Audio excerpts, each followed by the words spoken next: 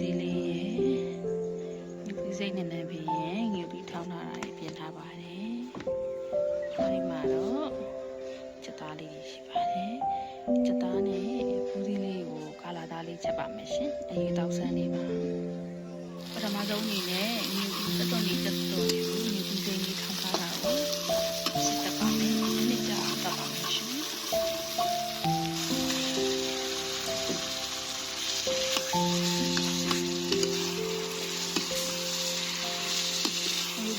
ထားတာလေးအနှစ်ကျသွားပြီဆိုတော့အဲ့ဒီဒါလေးတင်ပြောပါမယ်။တင်းတင်းလေးဖြစ်အောင်လုပ်ပါမယ်။တင်းတင်းချက်ဆိုတော့ပြုံးလေးပြုံးအနံလေးလေးစီအနံလေးချက်ပါအောင်တင်လာအောင်လုပ်ပါမယ်။ဒါလေးကိုဆက်နာနာလေးတင်းနေအောင်လုပ်ပါမယ်။ဒါလေးလုံးထားတာတင်းပြီးမှာပြီးတော့မှုလာပြီဆိုရင်လေးထည့်ပါမယ်။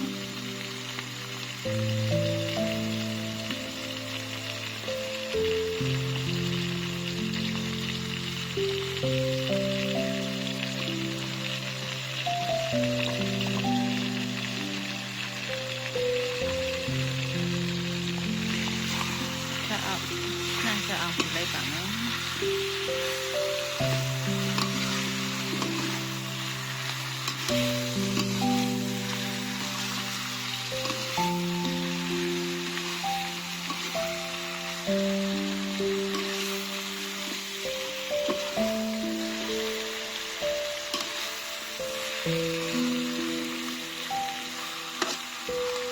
ထိုင်တိုင်းခဏလေးမှတ်ထားပြီးတော့မှနည်းနည်းလေးထည့်ထည့်ပါမယ်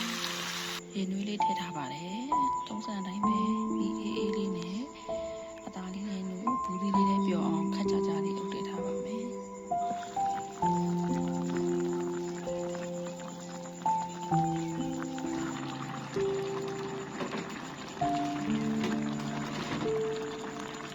အခုဆိုရင်အသားလေးနဲ့ချက်ပြီးဘူးသီးလေးနေပါမယ်ဆိုရင်ဒီလိုဒီသီးစိမ်းလေးတွေအုပ်ပါမယ်